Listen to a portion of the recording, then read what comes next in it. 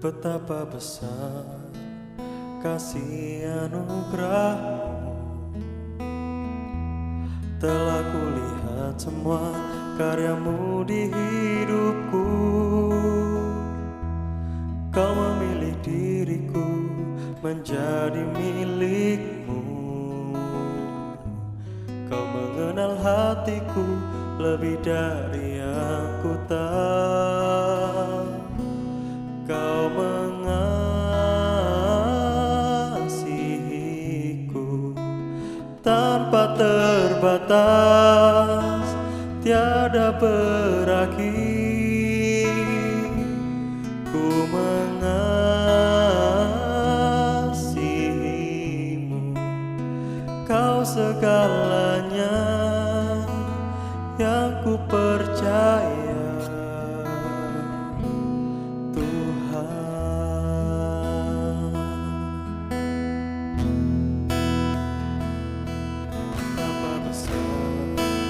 Kasih anugerah telah kulihat semua karya-Mu di hidupku. Kau memilih diriku menjadi milik-Mu. Kau mengenal hatiku lebih dari yang ku tahu. Kau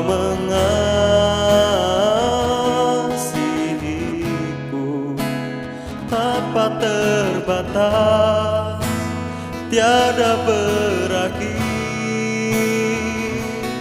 Ku mengasihimu, Kau segalanya yang ku percaya. Kau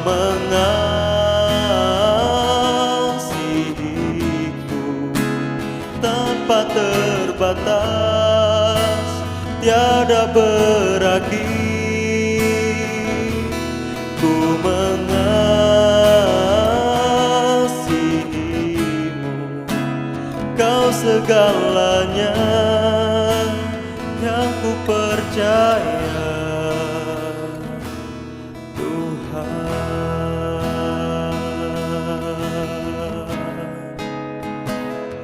Betapa besar Kau melimpahkan kasih-Mu. Terima kasih Tuhan, terima kasih Tuhan. Oh, kami bersyukur punya Allah seperti-Mu. Haleluya, haleluya, haleluya,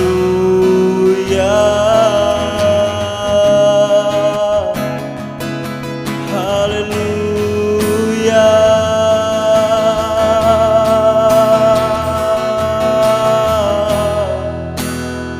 Yesus Tuhan, Yesus Tuhan, kasih-Mu melimpah, kasih-Mu sempurna. Terima kasih Tuhan, Kau mengasihiku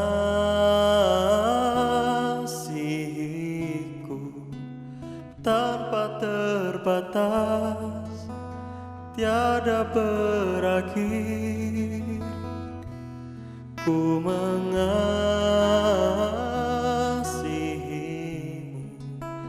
Kau segalanya yang ku percaya. Kau mengasihiku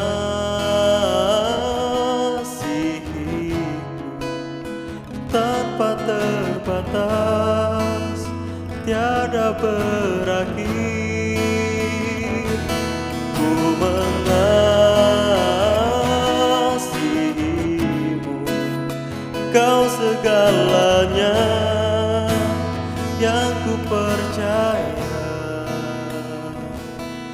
Tuhan.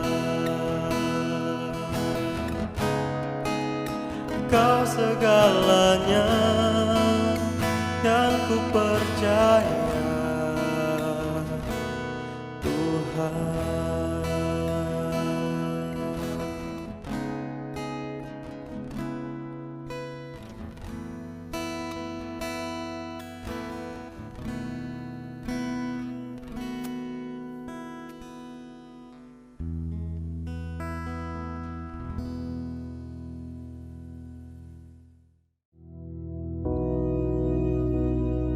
Bapa kami yang di surga, dikuduskanlah namamu, datanglah kerajaan-Mu, jadilah kehendak-Mu di bumi seperti di surga. Berikanlah kami pada hari ini makanan kami yang secukupnya, dan ampunilah kami akan kesalahan kami, seperti kami juga mengampuni orang yang bersalah kepada kami.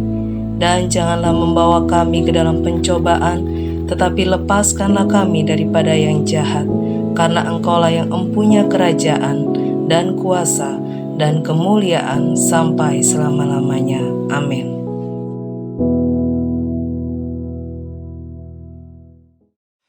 Shalom Bapak Ibu, kita bertemu lagi pagi hari ini semua karena anugerah Tuhan. Kita akan mendengarkan sebagian dari firman Tuhan, sebelumnya kita berdoa. Bapa yang dahsyat, Bapa yang kami sembah dalam nama Yesus dan kekuatan kuasa Roh Kudus, kami menaikkan syukur pagi hari ini kami kembali bisa mendengarkan sebagian dari firman-Mu. Kami bersyukur Roh Kudus Engkau guru besar kami yang selalu mengajar, yang membuat kami mengerti dan memahami setiap firman Tuhan, dan memampukan kami jadi pelaku firman Tuhan sehingga hidup kami jadi berkat bagi banyak orang. Amin. Saya akan bacakan firman Tuhan yang saya akan ambil dari 2 Korintus pasalnya yang ke-13 ayatnya yang ke-11. 2 Korintus 13 ayat 11. Demikian bunyi firman Tuhan. Salam. Akhirnya saudara-saudara, bersukacitalah, usahakanlah dirimu supaya sempurna. Terimalah segala nasihatku, sehati sepikirlah kamu, dan hiduplah dalam damai sejahtera. Maka Allah sumber kasih dan damai sejahtera akan menyertai kamu. Ya, ini seringkali dipakai jadi ayat doa berkat. Ya, akhirnya saudara dikatakan terimalah berkat. Ya, terimalah damai sejahtera, sukacita. Nah, saudara, doa berkat. Kenapa? Karena dikatakan di sana bahwa Allah sumber. Ya, jadi tema firman Tuhan yang saya sampaikan pagi hari ini adalah Allah sumber. Ya, kita tahu ya kalau sumber mata air orang tidak akan kehausan. Ya, karena dia mendapatkan sumber mata air. Tapi kalau kita sudah dapat sumbernya, wah, hidup kita tenang. Nah, kita mempercaya Yesus, kita terima Yesus, Yesus adalah sumber, saudara, ya, luar biasa. Jadi kalau kita mendapatkan sumbernya, ya, luar biasa, maka kita akan memiliki semuanya. Jadi Allah kita adalah sumber segala-galanya. Yang percaya katakan amin. Karena memang Allah kita sumber. Nah, Allah kita sumber apa saja? Ya, yang pertama, kita akan baca di dalam Roma pasalnya yang ke-15 ayatnya yang ke-5 dan ayat 6. Roma 15 ayat 5 dan 6. Dikatakan demikian Roma 15 ayat 5 dan 6. Semoga Allah yang adalah sumber ketekunan dan penghiburan mengaruniakan kerukunan kepada kamu sesuai dengan kehendak Kristus Yesus, sehingga dengan satu hati, satu suara kamu memuliakan Allah dan Bapa Tuhan kita Yesus Kristus. Jadi yang pertama, Allah kita tuh sumber ketekunan dan penghiburan. Jadi saudara, kalau kita ini punya masalah, saudara, kita bisa tekun karena kita punya Yesus. Jadi Yesuslah sumber ketekunan, penghiburan yang memampukan bisa tekun menghadapi masalah hidup ini. Ya. Jadi orang tidak akan bisa tekun, orang tidak akan bisa bertahan mengalami masalah hidup tanpa Yesus. Kenapa? Karena Yesus sumber ketekunan dan penghiburan. Jadi waktu kita punya masalah, Dia memberikan ketekunan dan penghiburan. Ya. Makanya dikatakan dalam Roma pasalnya yang ke-5, Roma pasal 5 ayat 3-5 berkata demikian. Roma pasal 5 ayat 3-5. Dan bukan hanya itu saja. Dikatakan dan bukan hanya itu saja, kita malah bermegah juga dalam kesengsaraan kita. Jadi kita bisa bermegah dalam kesengsaraan kita karena kita tahu bahwa kesengsaraan itu menimbulkan ketekunan. Jadi orang yang sengsara karena dia betul-betul mengerti firman Tuhan, maka kesengsaraan itu menimbulkan ketekunan. Siapakah sumber ketekunan? Adalah Yesus. Dan ketekunan itu menimbulkan tahan uji. Dan tahan uji itu menimbulkan pengharapan. Dan pengharapan itu tidak mengecewakan karena kasih Allah telah dicurahkan di dalam hati kita oleh Roh Kudus yang telah dikaruniakan kepada kita. Amin. Jadi luar biasa saudara. Jadi dalam menghadapi sengsara masalah hidup ini, kalau ada Yesus, saya percaya kita akan menang karena Yesus sumber ketekunan dan penghiburan. Luar biasa. Bahkan ada Roh Kudus sebagai roh penghibur. Jadi saudara, kalau kita mengerti firman Tuhan ini, saudara, saya percaya hidup kita akan indah, kita tidak akan putus asa menghadapi masalah. Karena kita tahu ada Yesus sumber ketekunan, sumber penghiburan yang akan memberikan penghiburan. Saudara, dikatakan dalam ayat pasal 15 tadi, ayatnya yang kelima, dikatakan ayat 15, pasal 15 ayat 5 dari Roma tadi, semoga Allah yang adalah sumber ketekunan dan penghiburan mengaruniakan kerukunan kepada kamu. Jadi saudara, kalau kita betul-betul mengerti firman Tuhan, karena Tuhan memberikan ketekunan, penghiburan, kita akan dibuat menjadi rukun, dikaruniakan kerukunan. Rumah tangga yang rukun, keluarga yang rukun, saudara bersaudara yang rukun. Kenapa? Karena Yesus sumber itu ada di dalam diri kita yang memberikan ketekunan dan penghiburan.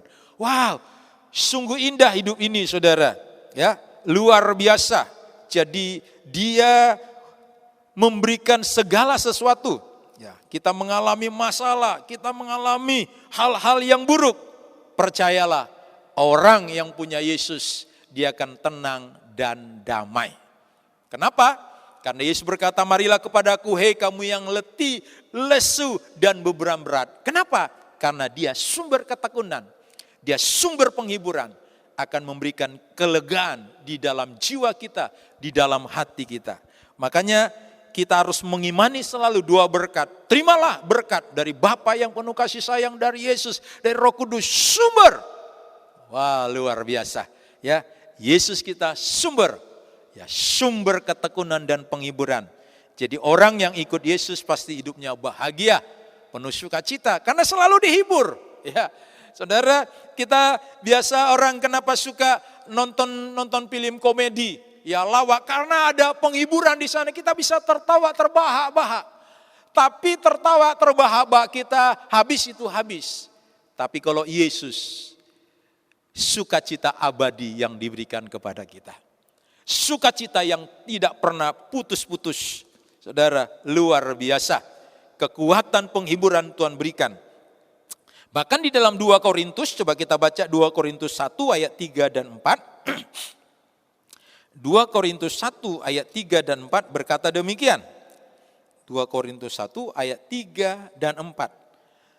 Terpujilah Allah, Bapa Tuhan kita Yesus Kristus, Bapa yang penuh belas kasihan dan Allah sumber segala penghiburan, yang menghibur kami dalam segala penderitaan kami, sehingga kami sanggup menghibur mereka yang berada dalam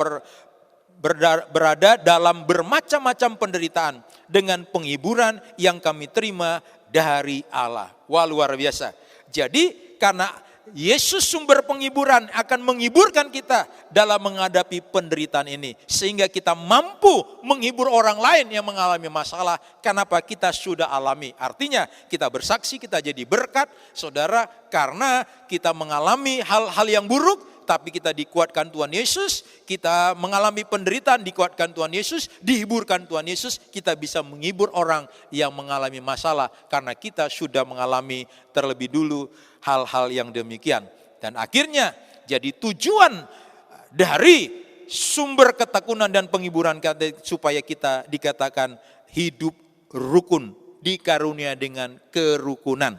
Jadi betapa indahnya orang yang punya Yesus. Saya percaya orang yang punya Yesus, dia sumber ketekunan yang memberikan kepada kita sumber penghiburan, pasti rumah tangganya rukun, keluarganya rukun. Jadi kalau ada keluarga rumah tangga yang enggak rukun, berarti dia tidak memiliki sumber itu. Kalau dia memiliki sumber ketekunan dan penghiburan, saya percaya rumahnya, tangganya pasti rukun, hidup keluarganya rukun. Tapi kalau hidup keluarga berantakan, berarti sumber itu tidak ada di dalam diri orang itu. Sumber itu tidak ada dalam keluarga itu. Jadi kalau mau keluarga kita rukun, terima Yesus, sumber ketekunan dan penghiburan. Saya percaya hidup kita pasti bahagia. Orang yang memiliki Yesus pasti tenang dan damai hidupnya. Di luar Yesus tidak akan memiliki demikian. Makanya orang yang punya Yesus itu sangat indah hidupnya. Itulah yang pertama. Allah kita sumber ketekunan dan penghiburan. Yang kedua, kita kembali kepada Roma tadi. Roma 15. Ayat yang ke-13 berkata demikian. Roma 15 ayat 13 dikatakan demikian. Semoga Allah sumber pengharapan memenuhi kamu dengan segala sukacita dan damai sejahtera dalam iman kamu supaya oleh kekuatan Roh Kudus kamu berlimpah-limpah dalam pengharapan. Jadi yang kedua dikatakan Allah sumber pengharapan.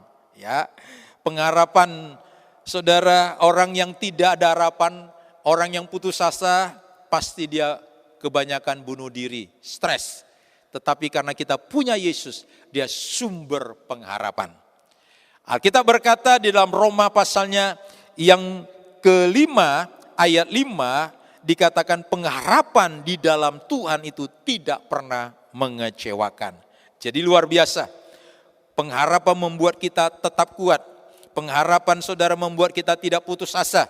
Sebab dikatakan di sana, ya, dikatakan ayat yang ke-13 tadi dari Roma 15 itu, semoga Allah sumber pengharapan memenuhi kamu dengan segala sukacita. Jadi orang yang punya pengharapan itu sukacita. Kenapa? Karena saudara, dia tahu seperti petani, ya. Petani waktu menanam padi, dia berharap, ya, menanti, ya, hasil dari yang dia tanam, dia bersukacita.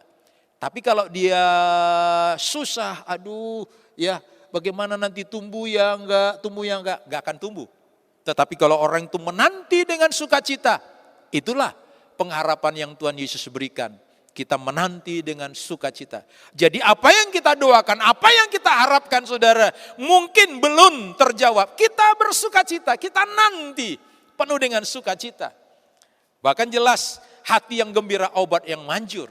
Orang yang bersukacita, orang yang bersyukur, tenang hidupnya, damai hidupnya, saudara. Dikatakan di sana tadi, ya, diberikan segala sukacita dan damai sejahtera dalam iman kita. Kita damai, menanti apa yang kita harapkan. Karena apa? Ada Roh Kudus yang memberikan kekuatan di dalam jiwa kita. Wow, luar biasa. Makanya Alkitab berkata dalam Yeremia, ya, 29 ayat 11 itu, rancangan Tuhan untuk kita bukan rancangan kecelakaan, melainkan masa depan yang penuh pengharapan. Orang yang ikut Yesus selalu ada harapan. Alkitab berkata Yesus adalah pengharapan jiwaku. Ya, Yesus harapan jiwa kita. Satu-satunya, tidak ada yang lain. Kita mau mengharapkan manusia, manusia akan mengecewakan kita. Kita mengharapkan dunia, dunia akan mengecewakan kita. Tapi kalau kita mengharapkan Yesus, percayalah Yesus tidak pernah mengecewakan kita. Sebab pengharapan di dalam Tuhan tidak pernah mengecewakan. Makanya kita bersyukur, ya, Dia sumber pengharapan kita yang memberikan kekuatan kepada hidup kita. Saudara, yang ketiga, saudara, kita baca 2 Korintus pasalnya yang ke-13, kembali tadi. 2 Korintus 13 ayatnya yang ke-11 itu. 2 Korintus 13 ayat 11 dikatakan di sana, akhirnya saudara-saudaraku, bersukacitalah, usahakanlah dirimu supaya sempurna. Terimalah segala nasihatku, sehati sepikirlah kamu, dan hiduplah dalam damai sejahtera. Maka Allah sumber kasih dan damai sejahtera akan menyertai kamu. Yang ketiga, Allah kita itu, Yesus kita sumber kasih. Wah, luar biasa. Saudara, kalau orang ada kasih, ada cinta dalam dirinya. Saudara, Alkitab berkata luar biasa. Kasih itu membuat hidup kita menjadi indah. Orang yang memiliki Yesus, Yesus sumber kasih. Maka orang menikmati kasih Yesus, hidupnya pasti indah. Wow, luar biasa. Semua indah pada waktunya.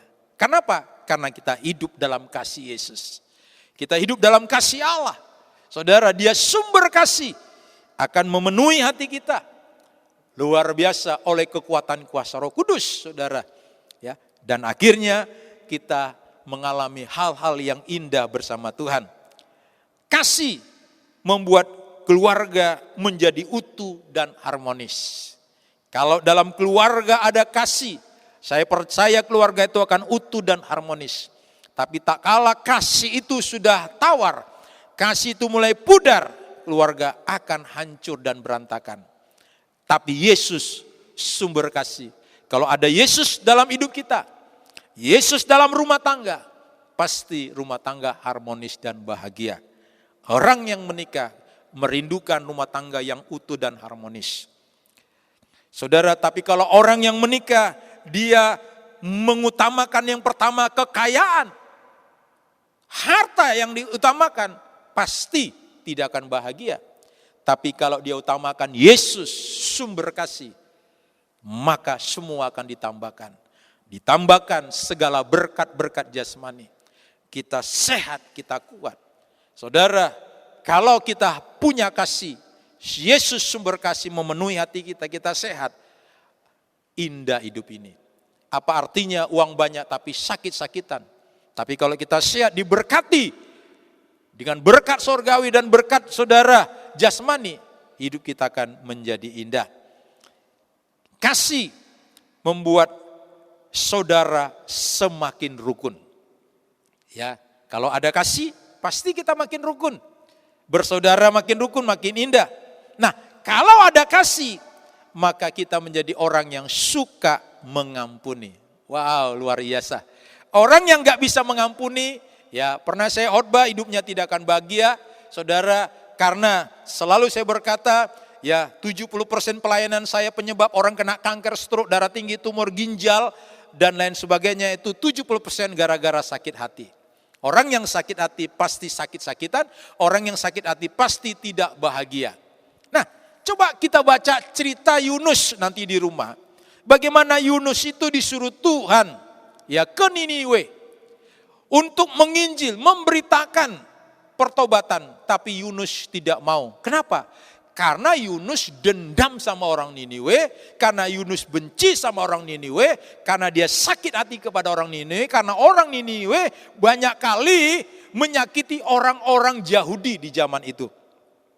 Menganiaya, saudara. Jadi Tuhan waktu berkata bahwa Niniwe akan dihancurkan, dia bilang, syukur Tuhan, hancurkan saja. Engkau pergi, beritakan, tidak mau Tuhan. Dia lari ke Tarsus. Akhirnya Tuhan kejar terus. Apakah orang Tuhan gak sanggup Tuhan memakai orang lain? Kenapa harus Yunus? Karena memang Yunus yang dipilih. Supaya apa? Supaya Yunus yang penuh kebencian itu, penuh dendam itu bisa mengampuni. Dikejar Tuhan terus. Akhirnya apa saudara? Dia dibuang ke laut, dimakan ikan besar, dimuntahkan. Yang herannya luar biasa, bayangkan dia tujuannya ke Tarsus, dimakan ikan, ikan membawa dia ke Niniwe. Saudara, ya, dimuntahkan. Akhirnya di Niniwe dia berkhotbah. Orang-orang Niniwe bertobat, tapi dia kesal. Orang yang gak bisa mengampuni berarti tidak ada kasih. Orang yang gak bisa mengampuni hidupnya tidak akan bahagia.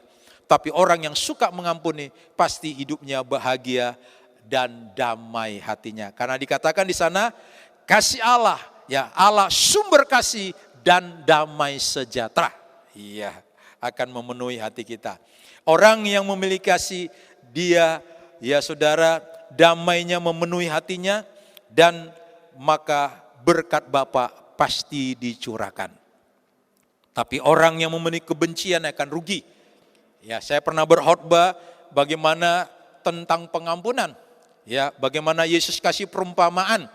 Ya, seorang raja ya memanggil hambanya yang hutang 10.000 talenta. Raja itu memanggil, bayar utangmu. Raja tahu orang enggak mampu. Ya. Akhirnya saudara, raja berkata, jual istrinya, anak-anaknya. Dia bilang, mohon maaf baginda. Raja beri pengampunan. 10.000 talenta. Saudara, akhirnya apa yang terjadi? Setelah diampuni, dia keluar. Ketemu temannya hanya utang 100 dinar. Bayar utangmu. Dia bilang, belum ada. Ditangkap, dicekek, dimasukkan di penjara. Padahal 1 talenta itu 6.000 dinar. Ya, 10 talenta berarti 60 juta dinar. Temannya hanya 100 dinar. Dia sudah diampuni utangnya, tetapi temannya hanya 100, gak mau diampuni. Bahkan dimasukkan penjara. Orang yang melihat itu lapor sama raja. Raja marah, tangkap dia, serahkan kepada Algojo. Bapak Ibu tahu Algojo, kalau kita melihat film perang, Algojo itu tukang apa? Tukang pangcung. Algojo itu tukang apa? Tukang siksa. Artinya orang yang gak bisa mengampuni akan disiksa sampai mati. Akan mengalami penderitaan sampai mati. Tapi orang yang mengampuni akan lega. Makanya kita bersyukur Yesus sumber kasih. Dia memberikan kasih kepada hati kita. Sehingga kita memiliki damai sejahtera dan suka mengampuni. Amin. Tuhan Yesus memberkati kita. Maka kita bangga punya Yesus. Dia sumber ketekunan dan penghiburan. Saudara yang begitu luar biasa. Yang memberikan saudara kepada kita sehingga menjadi kuat. Dia sumber pengharapan. Dia sumber kasih yang memenuhi hati kita dengan damai sejahtera. Amin. Tuhan Yesus memberkati. Mari kita berdoa. Bapa yang dahsyat, Bapa yang kami sembah dalam nama Yesus dengan kekuatan kuasa Roh Kudus, kami mengucap syukur. Kami punya Yesus, sumber segala-galanya yang memenuhi hati kami. Biarlah hati kami terus dipenuhi dengan kasih-Mu yang begitu kuat, dengan pengharapan, dengan ketekunan dan penghiburan. Sehingga damai sejahtera-Mu memenuhi kehidupan kami. Dalam nama Yesus, semua yang percaya kita memiliki sumber segala-galanya itu Tuhan Yesus. Sama-sama kita katakan, amin.